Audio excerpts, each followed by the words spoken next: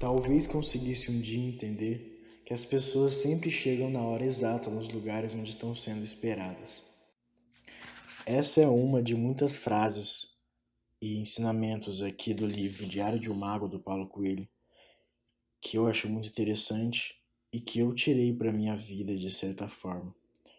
Uma de muitas eu digo porque realmente é um livro bem único nesse quesito, no que diz respeito a pequenos ensinamentos ou grandes, dependendo de como você vê, que faz você parar e pensar, realmente, isso faz uma diferença. Realmente isso muda o jeito de eu pensar, muda o jeito. Esse pensamento faz eu pensar diferente sobre a vida. Enfim, bem-vindo ao Interpreteoteca, o primeiro episódio. Eu decidi começar com Diário de um Mago, de Paulo Coelho, porque é um livro que eu li recentemente e que foi muito importante para mim. Não é o melhor livro que eu li na minha vida, mas não deixa de ser um livro que eu tirei muita coisa para minha vida, como eu estava dizendo. E eu estou falando muito vida muitas vezes, enfim. Vou me acalmar um pouquinho. Falando um pouco aqui, abrindo um parênteses sobre esse podcast, o objetivo não é vender nada nem nada do tipo. O objetivo não é ganhar visualizações.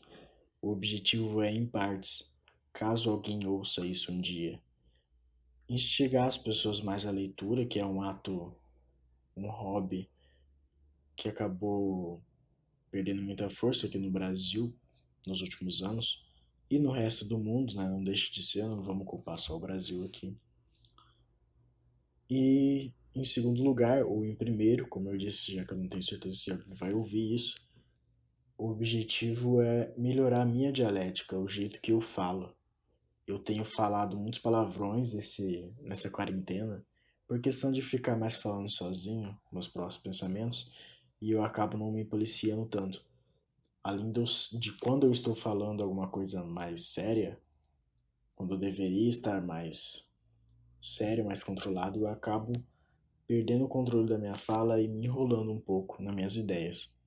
Eu acho que é muito importante você ter um controle e conseguir mostrar o que você quer falar, né? Falar o que você quer dizer o que você quer falar na real. Aí, eu já tô me enrolando de novo. Um dos objetivos do podcast é me ajudar a melhorar essa minha dialética, o jeito que eu falo as coisas e assim por diante. O primeiro episódio aqui, então, vai ser... Eu vou estar lendo um capítulo de O Diário de um Mago, do Paulo Coelho, como eu já disse. E eu vou ler esse capítulo mais porque ele reúne muita coisa que é dita no livro. Não em sentido de spoiler, mas reúne coisas que são ditas no sentido de ensinamento de vida. Não é um livro de autoajuda, o Diário de um Mago. É exatamente isso, um diário sobre uma viagem, entre aspas, uma peregrinação feita pelo Paulo Coelho, ali por volta dos anos 70. Como eu já disse, eu tirei muita coisa que é ensinada nesse livro, mostrada nesse livro para a minha vida, e muitas delas são reunidas aqui no capítulo, em algum dos capítulos, não vou falar que capítulo que é para não dar spoiler também, assim como não vou falar onde apareceu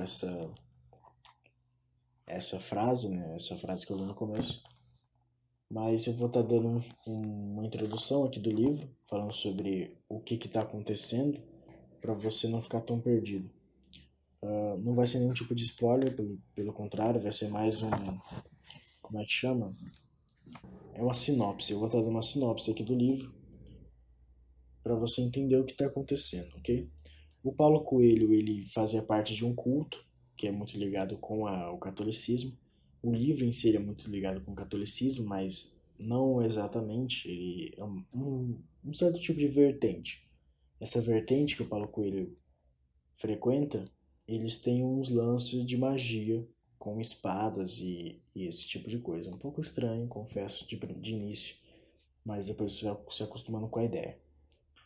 E o Paulo Coelho ele tá para obter a sua espada e virar finalmente um mago, que é o que ele quer virar. Só que ele acaba reprovando na última prova, onde ele ia obter a sua nova espada. Ele acaba reprovando nessa prova e o mestre dele fala que para obter a espada dele ele vai ter que fazer a peregrinação do caminho de Santiago Santiago de la Compostela, uma coisa assim, agora eu não vou lembrar. Mas ele precisa fazer essa peregrinação, e para fazer essa peregrinação e achar a espada dele, ele está sendo levado por um guia, que no caso esse guia é Petrus, que é outra pessoa dessa mesma, não vou dizer que dessa mesma vertente, mas é uma pessoa que entende sobre o caminho de Santiago. Enfim.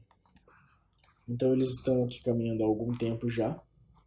Existem alguns conceitos bem gerais no livro que serão apresentados aqui no capítulo que eu vou estar lendo. Eu vou estar parando para explicar sobre ele. E o principal objetivo do podcast, o intuito do podcast, é eu li nesse episódio, eu vou ler uma parte, parar e discutir sobre o que essa parte pode significar para você, que você poderia tirar dela para sua vida, e como eu vejo essa parte como um importante ensinamento para a vida. Pode parecer meio autoajuda, mas o livro inteiro ele não é desse jeito que é esse capítulo. Ele é uma forma muito mais narrativa, contando sobre os dias que se passam essa viagem do Paulo Coelho, enquanto ele comenta sobre os exercícios que são ensinados durante essa peregrinação. Mas enfim, vamos lá. Os vícios pessoais. Estávamos num campo imenso, um campo de trigo liso e monótono, que se estendia por todo o horizonte. A única coisa quebrando o tédio da paisagem era uma coluna medieval encimada por uma cruz, que marcava o caminho dos peregrinos. Chegando em frente à coluna, Petrus largou a mochila no chão e se ajoelhou. Pediu que eu fizesse o mesmo. Vamos rezar. Vamos rezar pela única coisa que derrota um peregrino quando ele encontra sua espada: os seus vícios pessoais. Por mais que ele aprenda com os grandes mestres como manejar a lâmina, uma de suas mãos será sempre seu pior inimigo. Vamos rezar para que, caso você consiga encontrar sua espada, segure-a sempre com a mão que não o escandaliza. Eram 2 horas da tarde. Não se ouvia nenhum ruído, e Petrus começou. Tende piedade, Senhor, porque somos peregrinos a caminho de Compostela, e isso pode ser um vício. Fazei em vossa infinita piedade que jamais consigamos virar o conhecimento contra nós mesmos. Tende piedade dos que têm piedade de si mesmos, e se acham bons e injustiçados pela vida, porque não mereciam as coisas que lhe acontecem, pois esses jamais vão conseguir combater o bom combate. E tende piedade dos que são cruéis consigo mesmos, e só veem maldade nos próprios atos, e se consideram culpados pelas injustiças do mundo, porque estes não conhecem vossa lei que diz: até os fios de tua cabeça estão contados. Como eu disse aqui, eu vou parar parágrafo a parágrafo para comentar, na maioria deles. Cada parágrafo aqui é uma pequena reza do Petrus, e muitos deles eu consigo ver algum ensinamento que você consegue parar e pensar, realmente existem pessoas que fazem isso, e de certa forma fazer isso é muito ruim para sua própria vida. Como nesse primeiro, né? Tende piedade dos que têm piedade de si mesmos e se acham bons e injustiçados pela vida, porque não merecem as coisas que lhe acontecem. Esse aqui, pode ser que esse não mereciam, que ele comenta aqui, seja aquela pessoa que acaba acontecendo alguma coisa ruim com ela e ela fala: ai, a vida é muito injusta comigo. Essas coisas só acontecem comigo, não sei o que, não sei o que. Eu faço muito isso, confesso aqui, principalmente no trabalhando, fazendo meus projetos. Eu passo muito por isso. E ficar sentindo que a vida está sendo injusta com você, no geral, é uma forma muito errada de encarar as coisas, né? As coisas podem ser encaradas de outras formas quando os casos são esses, né? Seja lá quais formas sejam essas que você decida encarar as coisas, mas dessa forma aqui de não sentir que você merece as coisas que lhe acontecem é uma péssima forma, né, de ver as coisas. Esse sentido de bom combate que ele fala aqui é você... Eu não sei explicar exatamente, porque até durante o livro, o próprio Paulo Coelho não consegue entender exatamente o que é o bom combate.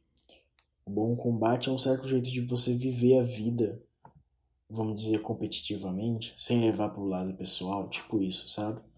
É tipo você saber perder e aproveitar quando você ganha. É algo do tipo, eu não vou saber explicar exatamente aqui pra você o que isso significa, porque é realmente uma coisa que se desenvolve durante o livro e já faz algumas semanas que eu terminei ele, eu não vou me lembrar aqui exatamente. Mas é algo parecido com o que eu comentei ali atrás. Essa parte do tem de piedade com os que são cruéis consigo mesmos, só vê maldade nos próprios atos, né? As pessoas que se consideram culpadas pelas injustiças do mundo. Isso aqui eu sinceramente não vejo muito sentido. Sem querer falar que o livro não tem sentido, mas pra mim isso não tem muito sentido. Porque como é que você se sente tipo, culpado pelas injustiças do mundo? Isso não acontece muito hoje em dia, né? Mais o contrário. Só ver maldade nos próprios atos. Ninguém é humilde o suficiente pra saber maldade nos próprios atos hoje em dia, né? Pelo menos faz um tempo que eu não vejo isso, né? Já que a gente tá quarentena há muito tempo. E o único jeito de ver a sociedade é pelas redes sociais, né? Lá não tem ninguém que seja assim, de certa forma. Continuando. Tende piedade dos que mandam e dos que dão muitas horas de trabalho e se sacrificam a troco de um domingo, onde está tudo fechado e não existe lugar aonde ir. Mas tende piedade dos que santificam sua obra e vão além dos limites de sua própria loucura, e terminam endividados ou pregados na cruz por seus próprios irmãos. Porque estes não conhecem vossa lei que diz: sede prudente como as serpentes e simples como as pombas. Desse parágrafo aqui existem duas coisas não muito contrárias, mas muito distantes, né?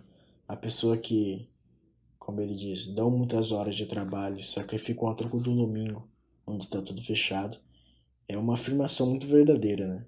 Mas ao mesmo tempo muito triste. E por isso, é tipo aquele meme, é engraçado porque é verdade. Então, nesse caso, é triste porque é verdade, né? Quantidade de pessoas que trabalham a semana toda, mais o sábado, e só tem um domingo onde não tem onde ir, né?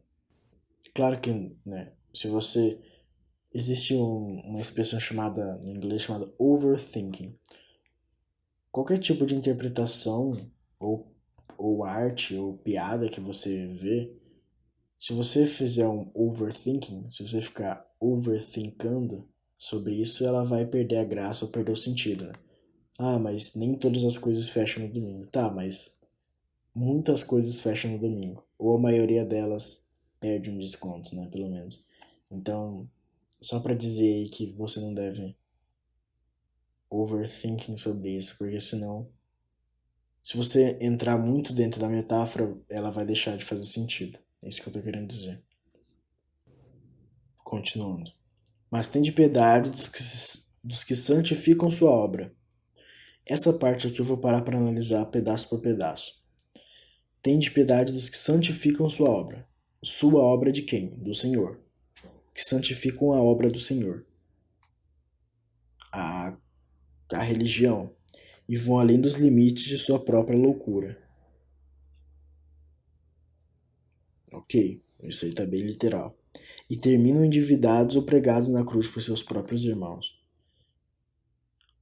As pessoas que levam... Mas como é que você não vai santificar a obra do Senhor? Ele não é o Senhor? Ela não deveria ser realmente santificada? Se a obra é realmente do Senhor, ela deveria ser santificada. Mas talvez seja um certo tipo de exagero que eu esteja falando aqui, né?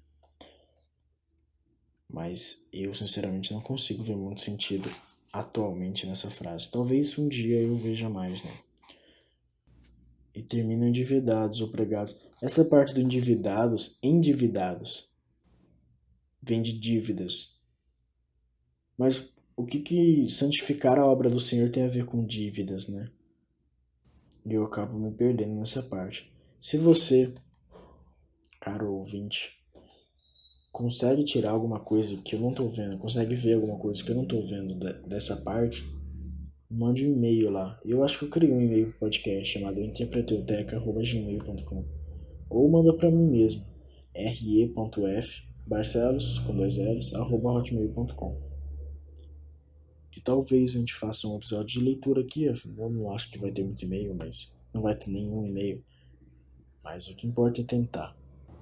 Mas nessas frases aqui, o que importa mesmo, o que deveria importar mais é a vossa lei, né? Que ele fala. Não conhecem a vossa lei. Sempre ele vai falar isso no final do parágrafo. E sede prudente, não é de ser, é sede prudente de sede de água, né? Sede prudente como as serpentes e simples como as pombas. Então, seja, você tem que ter a vontade de beber, né? A sede prudente como a de uma serpente, mas tem que ser simples como uma pomba que, né, espera as migalhas do pão. Ao mesmo tempo que você tem que querer alguma coisa, você não pode se matar por isso, né? De certa forma é isso. Tente pensar nessa frase, né? Sede prudente como as serpentes e simples como as pombas. Talvez você consiga tirar algo aí para sua vida, para o seu momento, né? Existe muito isso na interpretação de texto, no geral mesmo, interpretação de obras de arte. O que você tira de uma frase, ou de um texto, de uma arte, ou de uma música, depende muito do momento que você está vivendo, da situação que você está passando. E essas frases, esses parágrafos que eu tô lendo aqui, talvez se encaixem muito na sua vida e você fale, caramba, isso é exatamente o que eu devia ouvir agora para conseguir tomar a decisão que eu tenho que tomar, ou etc. Mas para mim não se encaixa no momento. E, e eu não vou conseguir ver o que você vê. E isso é muito interessante sobre interpretação. E essa é uma diferença que existe. E essa é a graça, de certa forma, na arte de verdade, não em só fazer uma coisa para vender, né? Essa é a grande graça, por assim dizer, desse tipo de coisa. Enfim, continuando. Tende piedade, porque o homem pode vencer o mundo e nunca travar o bom combate consigo mesmo. Mas tende piedade dos que venceram o bom combate consigo mesmos e agora estão pelas esquinas e bares da vida, porque não conseguiram vencer o mundo. Porque estes não conhecem vossa lei que diz: quem observa minhas palavras tem que edificar sua casa na rocha. Ok, esse parágrafo aqui é muito interessante. Esse negócio de vencer o bom combate, né? Travar o bom combate consigo mesmo, é você. É aquela coisa de você ver os seus defeitos, você apreciar as suas vitórias e aprender com as suas derrotas. Você se resolver consigo mesmo. Sabe que a pessoa que tem baixa autoestima, ela não consegue crer nela mesma, ou aquela pessoa que se acha o bambambam, bam, bam, por assim dizer, sem querer falar um palavrão, que eu tô tentando aqui também policiando bastante, que ela se acha o bambambam, bam, bam, se acha o dono do pedaço. Essas pessoas, elas não combateram um bom combate consigo mesmas, elas não são resolvidas consigo mesmas. Aquela pessoa que não se aceita também entra nesse quesito.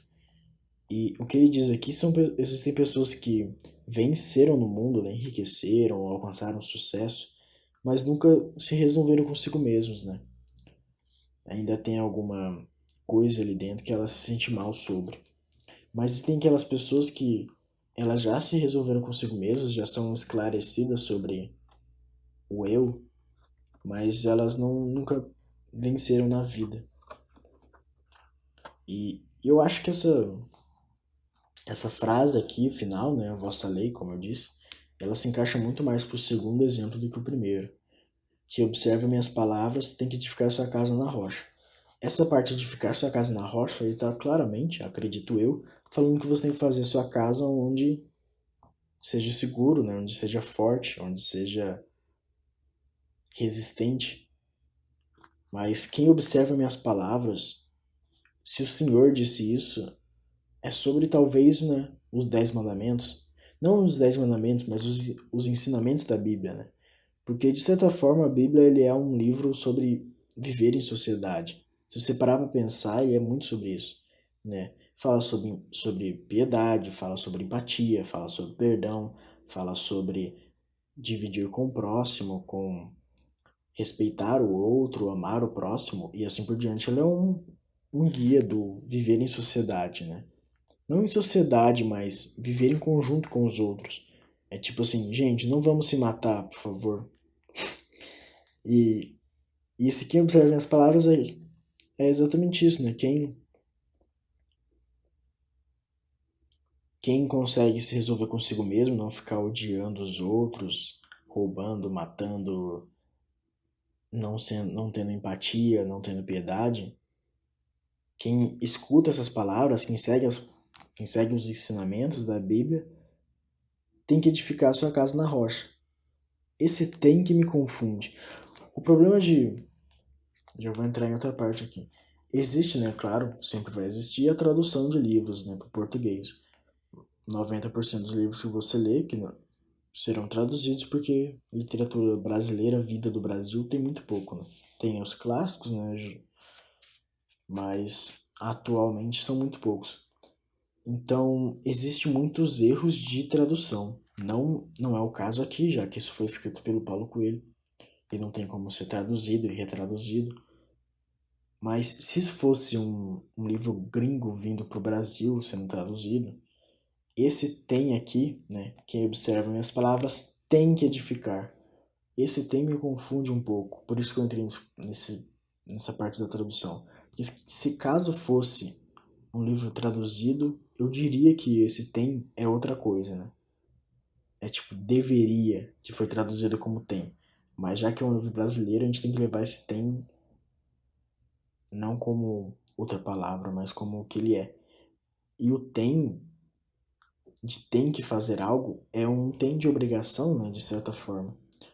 Você tem que fazer isso. Então isso me confunde o que eu tinha tirado, o que eu tinha pensado que essa frase significava. Então, quem segue as palavras, quem segue os ensinamentos de Deus, é obrigado a edificar sua casa na rocha. Então você consegue tirar muita coisa dessa frase, na verdade. Se você segue as palavras de Deus e é obrigado a fazer uma casa mais segura, significa que seguir as palavras de Deus é viver uma vida mais, entre aspas, perigosa, já que você tem que fazer uma casa mais segura, uma casa edificada. Essa casa não é uma casa exatamente, não. É o jeito que você monta a sua vida. Tem que edificar sua casa na rocha. A casa não é uma casa literalmente, né? Talvez seja, poderia ser, mas eu acho que esse sentido de casa é um sentido de você edificar a sua vida na rocha de uma forma segura, com que você não perca tudo e acabe parando pelas esquinas e bares da vida, como é falado aqui, mas que você também consiga combater o bom combate consigo mesmo. Eu acho que a gente passou muito tempo nessas 7 linhas aqui, mas enfim. Eu não tinha parado, eu já gravei esse episódio uma vez, aí eu falei, não, eu vou apagar e vou regravar, porque esse livro merece mais do que comentários de um Renato confuso, que eu tinha me confundido muito enquanto eu lia o livro. E nessa gravação está muito melhor, confesso. Então vamos continuar aqui que ainda tem mais alguns parágrafos. Tem cerca de 6, 7 parágrafos ainda. Vamos lá. Tende piedade dos que têm medo de segurar na pena, no pincel, no instrumento, na ferramenta, porque acham que alguém já fez melhor que eles, e não se sentem dignos de entrar na mansão portentuosa da arte. Mas tende mais piedade dos que seguram na pena, no pincel, no instrumento e na ferramenta, e transformaram a inspiração numa forma mesquinha de se sentirem melhores do que os outros. Estes não conheceram vossa lei que diz: nada está oculto, senão para ser manifesto, e nada se faz escondido, senão para ser revelado. Esse aqui é na minha opinião, um dos melhores. Eu vou falar isso em todos os parágrafos, porque são realmente muito bons. Mas existe realmente muita gente hoje em dia que fica ressentido sobre fazer um desenho, escrever uma música, fazer uma pintura, uma escultura, ou seja lá o que for, porque eles ficam vendo outras pessoas que são melhores do que eles e se sentem mal sobre isso. Sobre, aquele cara faz muito melhor, porque eu vou fazer então o meu, sabe? Isso acontece muito, isso acaba deixando muita gente meio pra baixo, assim. Eu, eu pelo menos já vi alguns exemplos. E eu tento ao máximo não me sentir assim. Eu acho que eu nunca fui de fazer muito isso. Mas esse segundo exemplo que ele dá aqui, né, de tem de piedade dos que né, fazem o que fazem, segurando o instrumento, na ferramenta, na pena, no pincel, mas transformam essa inspiração, fazem dessa arte só uma forma mesquinha de se sentirem melhores do que os outros. E eu confesso que eu já fiz isso provavelmente algumas vezes. Alguma vez eu já devo ter feito isso. E é uma forma muito triste de levar a arte, né? De você fazer a arte só pra se sentir um pouco melhor do que os outros, né? Não só no sentido de arte, como ele diz aqui na pena, no pincel, no instrumento e na ferramenta. Ele engloba muitas coisas aqui. Mas você nunca deve fazer alguma coisa, principalmente nesse quesito, para se sentir melhor do que o outro. Né? Muitas vezes você realmente merece o reconhecimento de ter feito algo, enquanto outra pessoa só ficou parada. Né? Muitas vezes esses exemplos se encaixam, mas na maioria das vezes não. É isso que eu quero dizer, principalmente no quesito artístico, né? Então, quando você quando você vê, né, que você está fazendo isso, talvez, que você está ou não realizando o que você quer realizar porque alguém já fez melhor, ou você está realizando alguma coisa só para se sentir melhor do que outra pessoa, talvez você deveria pensar sobre isso, né? Nada está oculto senão para ser manifesto, né? A arte que você produz, ela não tá, ela tá oculta para ser mostrada, né? E nada se faz escondido senão para ser revelado. Esse se faz escondido é o que me intriga sobre essa frase. Se faz, ele não é que ele está escondido. Ele não está escondido. Está é um ser, né? Você é, você está. Mas se faz escondido, não tem a ver com o segundo exemplo, com certeza não. Tem a ver mais com o primeiro. A frase toda tem mais a ver com o primeiro exemplo. Mas se faz escondido é um fazer mesmo, né? Se faz escondido.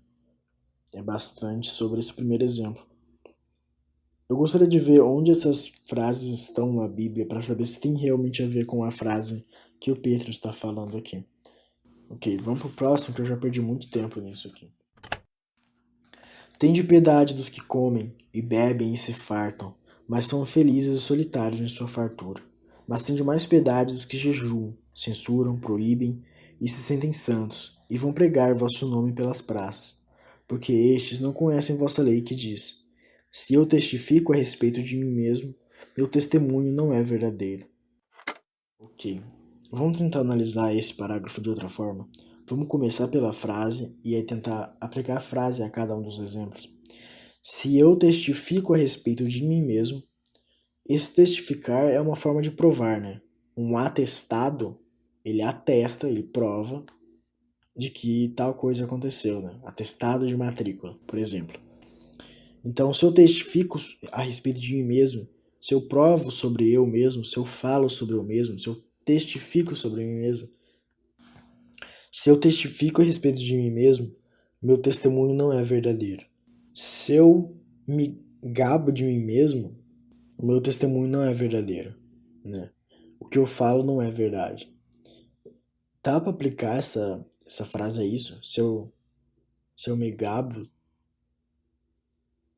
eu não estou sendo verdadeiro? Dá para aplicar isso? Mas a qual dessas... Mas isso não se aplica exatamente aos exemplos, acredito eu, né? De nenhuma forma. Então talvez eu esteja vendo errado. Talvez isso seja outra coisa. Vamos ver de outra forma. Se eu testifico a respeito de mim mesmo. Mas isso não é o Senhor falando. A vossa lei, as leis do Senhor, que diz: se eu testifico a respeito de mim mesmo. Mas por que o Senhor estaria falando que ele testifica de mim mesmo? Então não deve ser isso. Eu sinceramente não vou conseguir botar essa frase nos ensinamentos ali. Nos ensinamentos não, nos exemplos. Mas falando um pouco mais sobre cada exemplo aqui, né? As pessoas que jejuam, proíbem, sentem santos e vão pregar vossos nomes pela praça. Esse exemplo ele pode ser tirado da questão bíblica aqui, da questão católica, da questão religiosa, e pode muito bem ser colocado na questão ambiental, por exemplo, ou na questão do próprio Covid, que a gente vive, a pessoa que fica policiando por aí. Não policiando, mas tipo falando, cuide da vida marinha, mas fica bebendo refrigerante com canudo, por assim dizer. Não especificamente esse exemplo, mas eu digo no geral, né? Isso tem muito na internet hoje em dia. Eu não vou entrar muito nesse quesito hoje, mas que tem. Agora as pessoas que comem e bebem se fartam, mas são infelizes e solitários na sua fartura. Essa, não vou dizer que é sobre. Eu gostaria de dizer que é sobre a pessoa que reclama de barriga cheia, né? Por assim dizer. Já usando a fartura que ele diz aqui, né? Pessoa que. White people problems, né? Que é outro meme aí que existe. E talvez seja um pouco sobre isso, esse primeiro exemplo. Talvez não. Já que a frase não faz o menor sentido com os exemplos. Vamos pro próximo aqui. Tende piedade dos que temem a morte e desconhecem os muitos reinos que caminharam e as muitas mortes que já morreram, e são infelizes porque pensam que tudo vai acabar um dia. Mas tende mais piedade dos que já conheceram suas muitas mortes e hoje se julgam imortais, porque desconhecem vossa lei que diz: quem não nascer de novo não poderá ver o reino de Deus. Vamos começar pela frase aqui de novo. Quem não nascer de novo não poderá ver o reino de Deus. A gente tem que descobrir, né, o mais importante aqui é quem não nascer de novo. Porque não poderá ver o reino de Deus não vai para o céu, né? Não foi uma boa pessoa. O ir para o céu é uma metáfora em si, né, na Bíblia. Acredito eu, não cheguei a ler a Bíblia. Mas a Bíblia é uma grande metáfora, né? E esse ir pro céu, né, ver o reino de Deus, é você ser recompensado por ser uma boa pessoa. Mas quem não nasce de novo não vai para o céu. O que seria o não nascer de novo aqui? Na minha concepção, no que eu havia interpretado disso, o não nascer de novo seria a pessoa que não repensa a própria vida, que não analisa os próprios erros e tenta melhorar depois, sabe? Uma coisa que eu mesmo passei de 2019 agora para 2020, nesse ano aqui que a gente está vivendo, 2019 para agora, é que eu mudei muita coisa na minha vida. Eu repensei o jeito que eu agia com os outros, o jeito que eu pensava sobre a vida, o jeito que eu via tudo. E isso foi um nascer de novo para mim. De certa forma que eu tive que reaprender a viver, por assim dizer, né? Já fazendo outra ligação com o nascer de novo. Então, eu acredito que esse parágrafo é sobre isso, sobre você repensar a sua vida, ver o que está errado, o que está certo, o que você tem que mudar para ser uma pessoa melhor, para viver uma vida melhor, combater o bom combate, né? É você combater o bom combate para poder viver uma vida melhor. Então vamos dizer que tem a ver com isso. Tem a ver com você matar as suas versões anteriores para renascer com uma versão melhor. Se a gente for analisar esse parágrafo dessa forma, né, tem de piedade do que temem a morte, os que temem a mudança, e desconhece os muitos reinos que caminharam e as muitas mortes que já morreram. Essas pessoas que não reconhecem as mudanças que já ocorreram nelas mesmas e que têm medo da mudança. E são infelizes porque pensam que tudo vai acabar um dia. Essa parte dos são infelizes porque pensam que tudo vai acabar um dia não é muito sobre mudança, né? Muito mais sobre a própria morte, que é o jeito que ele usa para organizar essa metáfora. Mas o problema da metáfora é isso. Se você não consegue aplicar ela em tudo, significa que ela está em partes erradas. Em partes erradas, perdão. Então, nesse final aqui da frase, acaba não sendo uma boa aplicação. Talvez elas são infelizes porque sabem que tudo vai mudar um dia.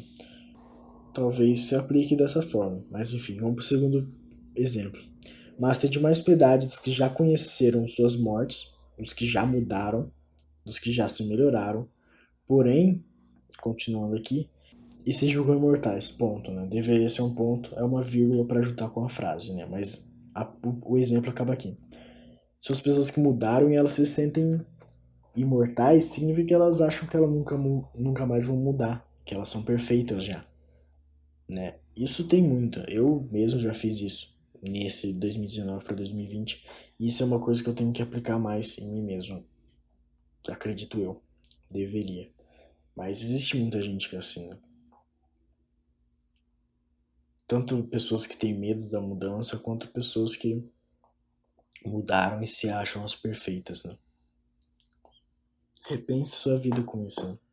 Tende piedade dos que se escravizam pelo laço da seda do amor, e se julgam donos de alguém, e sentem ciúmes, e se matam com veneno, e se torturam porque não conseguem ver que o amor muda, como o vento e como todas as coisas. Mas tende mais piedade dos que morrem de medo de amar, e rejeitam o amor em nome de um amor maior, que eles não conhecem, porque não conhecem vossa lei que diz: quem beber desta água nunca mais tornará a ter sede. Essa parte aqui ele é muito literal, né? Os que se escravizam por amor e se sentem donos de alguém. Ponto. Esse é o primeiro exemplo. Que se torturam, né? Se matam por veneno, se torturam. O se matam por veneno é muito uma referência, né? À época romancista da literatura, mas enfim. Se torturam porque não conseguem ver o amor, que o amor muda com o tempo, como o vento, né? Isso é uma coisa que também eu venho trazendo bastante pra minha própria vida, que é tudo vai mudar, cara. Tudo vai acabar. Por isso tem que aproveitar o máximo que você conseguir cada detalhe. E tipo, não importa quando você pensa sobre isso, quando chegar na hora você não vai aproveitar de verdade. E você sempre vai ficar com um pequeno ódio sobre você mesmo, em você mesmo, por você não ter aproveitado as coisas como elas deveriam ter sido aproveitadas, né? Não só no quesito do amor, mas na própria vida no geral. Esse problema, esse negócio de sentir dono de alguém também é um grande problema atualmente. Mas eu acho que a principal parte aqui desse primeiro parágrafo é essa parte do tudo muda, o amor muda como o vento e todas as coisas. Porque é muito verdade, né? E é uma coisa que nem todo mundo aceita. Que vai acabar. O seu relacionamento vai acabar. O amor por alguém vai acabar. E essa é a graça. A graça não é viver feliz para sempre. Uma coisa que eu lembro de vez em quando era um episódio de South Park, em que eles focavam bastante nos emos, nos góticos. E tinha um gótico em especial, não em especial, mas tinha um lá, acredito que era mais ele, que ele ficava falando que a Disney, os desenhos de crianças e os contos de fadas acabam enganando a gente sobre a vida, porque eles ensinam a gente que a gente vai encontrar alguém e viver feliz para sempre. Mas tipo, você não devia confiar muito nos contos de fadas, porque afinal, né, ela beija um sapo e ele vira um príncipe, né? Você não devia estar acreditando muito por aí. Mas isso existe muito, né, entre as crianças e pré-adolescentes. Mas é muito triste. Talvez se os filmes da Disney e etc. não fossem assim, as pessoas não teriam tanta esperança. Mas isso é mais uma questão de cultura, né? Acredito eu. Enfim, não é uma questão da sociedade, dos filmes, enfim. Nada a ver, só um comentário. Isso foi só um comentário, na minha opinião, de verdade, tá? O segundo exemplo ele é um pouco contraditório, né? Junto com a frase. Essa é uma das partes mais contraditórias. Talvez eu seja muito novo, muito inexperiente, para conseguir notar onde essa frase se encaixa nesses exemplos. Mas vamos ver aqui de novo. Tem de piedade dos que morrem de medo de amar e rejeitam o amor em nome de um amor maior que não conhecem. Existem exemplos onde a pessoa fala: ah, não, mas eu tô esperando a pessoa certa, né? Não existe pessoa. Se tudo vai acabar, não existe pessoa certa, né? Claro que existe muitos casos que isso não se encaixa. Infelizmente, existem coisas mais complexas do que isso. Mas existem pessoas que são assim. Não que eu conheça alguma, mas enfim. Agora, o que me intriga nessa parte, segunda vez que eu uso intriga aqui nesse podcast, é quem beber desta água nunca mais tornará a ter sede. A pessoa que bebe água é a pessoa que está com sede. Mas se a pessoa que bebeu a água nunca mais vai ter sede, transformando isso para metáfora do amor, a pessoa que ama nunca mais tornará a ter vontade de amar. Eu acho que destoa um pouco dos exemplos, né? Nenhum exemplo fala exatamente sobre isso. Sobre a pessoa que já amou não vai ter vontade de amar. Nunca mais terá vontade de amar. Destoa tanto dos exemplos que eu não consigo encaixar isso ali. Se você tiver alguma ideia de como encaixa isso ali, eu quero saber, realmente. Porque eu não faço ideia, cara. Eu não posso dar esse livro.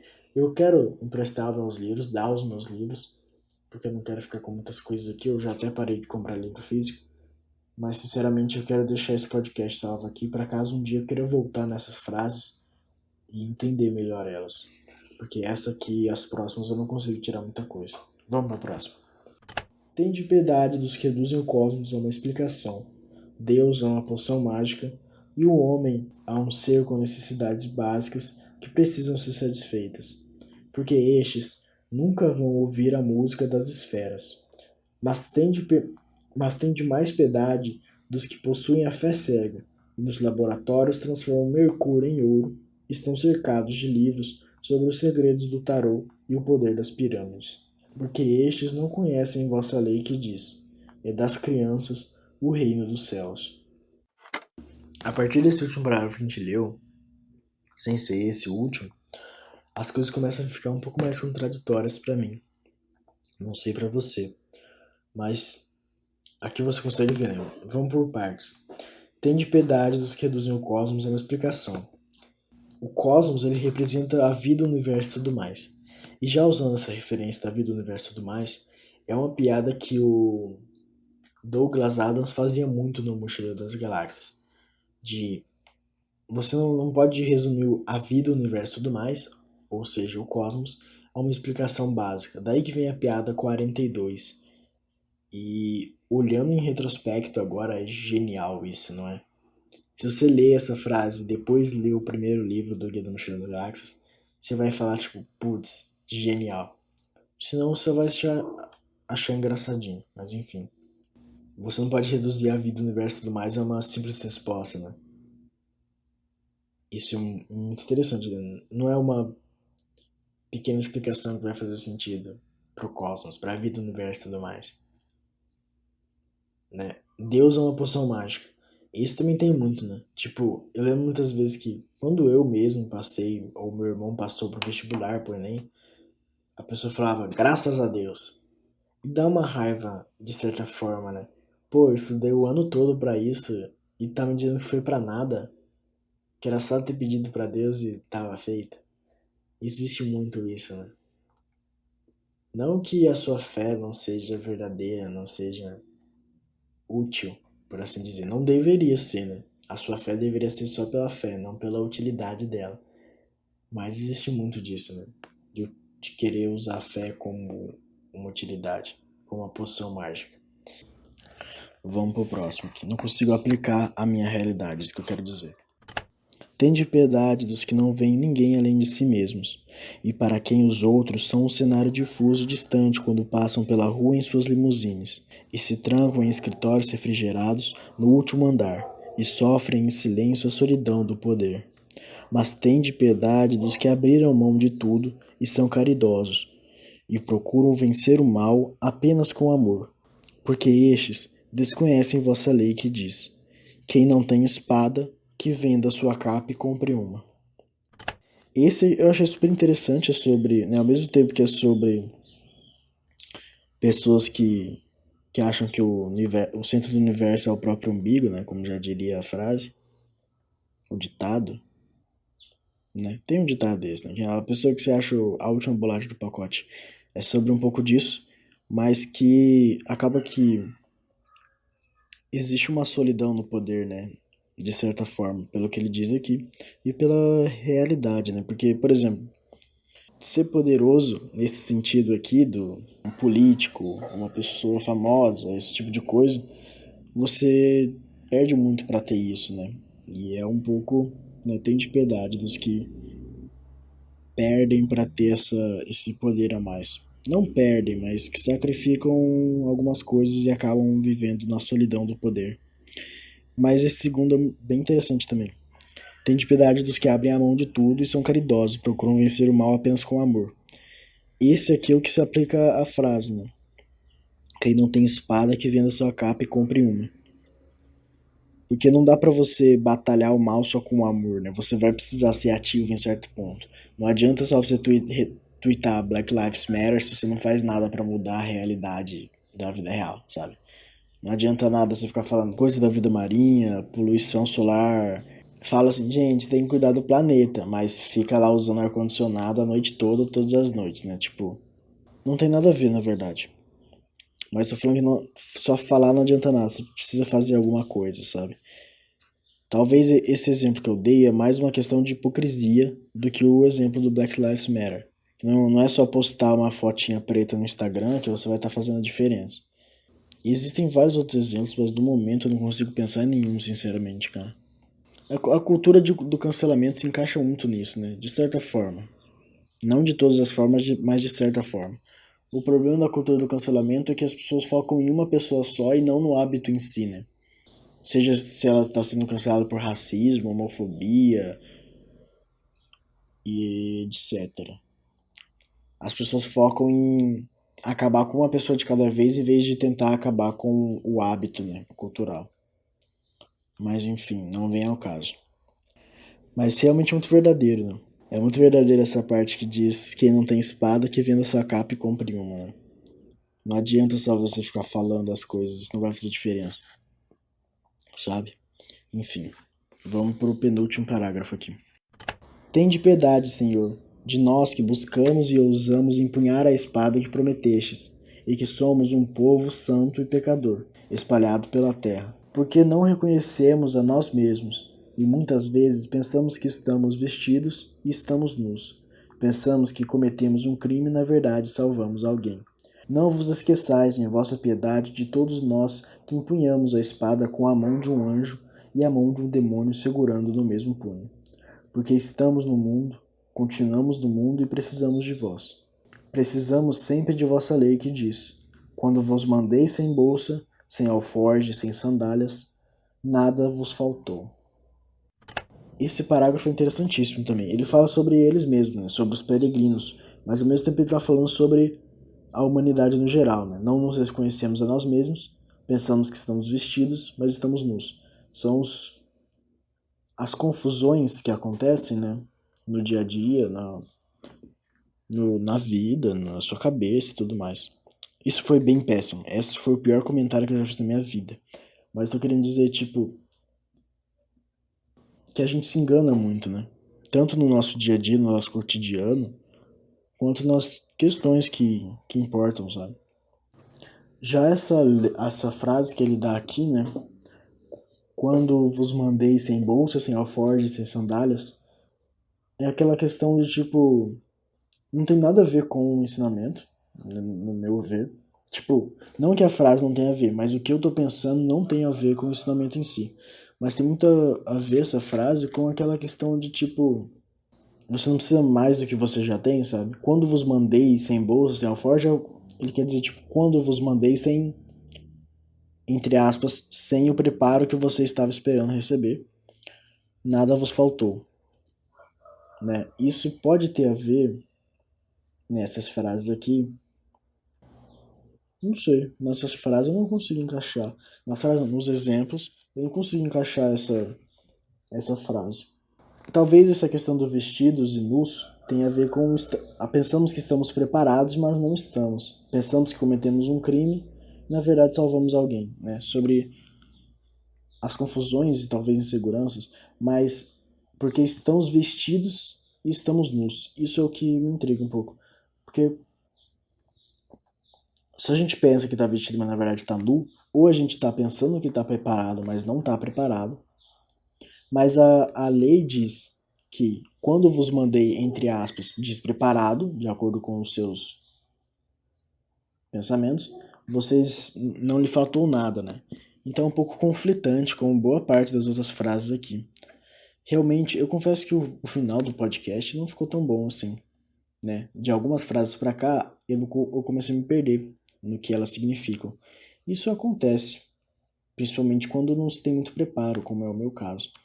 Eu nunca cheguei a estudar nada do gênero, de literatura, nem de filosofia, nem de interpretação. Tem sido um pouco contraditório, você não acha? Aquele último, penúltimo, é das crianças do reino dos céus. Ele comenta sobre isso em outra parte do livro, mas não lembro exatamente o comentário que ele fazia. Eu sei que era sobre a criatividade que a criança tem de acreditar em outras coisas. Mas agora eu não vou ter certeza, não vou falar uma coisa aqui que tá errada, né? Isso seria bem incompetente da minha parte. Não que eu esteja sendo competente no geral. Mas realmente essa frase, quando vos mandei despreparados para os seus critérios, nada vos faltou. E ao mesmo tempo ele diz, talvez essa questão dos vestidos e nus seja uma questão da confusão, não do despreparo. Mas eu não vejo porquê. Já a parte, pensamos que cometemos um crime e na verdade salvamos alguém, é de novo sobre as confusões tanto do cotidiano quanto das relações que a gente tem entre as pessoas e ficar se culpando por uma coisa que não é bem verdade, sabe? Mas sinceramente essa parte eu me perdi bastante. É muito conflitante as coisas. Eu acho que realmente vai ficando mais complexo essas frases com o passar do capítulo. Essa foi a última. Eu vou terminar aqui o capítulo só pra... Petrus parou de rezar. O silêncio continuava. Ele estava olhando fixo o campo de trigo à nossa volta. O Diário de um Mago com certeza vai ser um livro que eu vou me lembrar por um bom tempo. Provavelmente não vou me esquecer dele tão rápido. Realmente ele foi de grande ensinamento para mim nessa parte da minha vida aqui que eu vivo agora.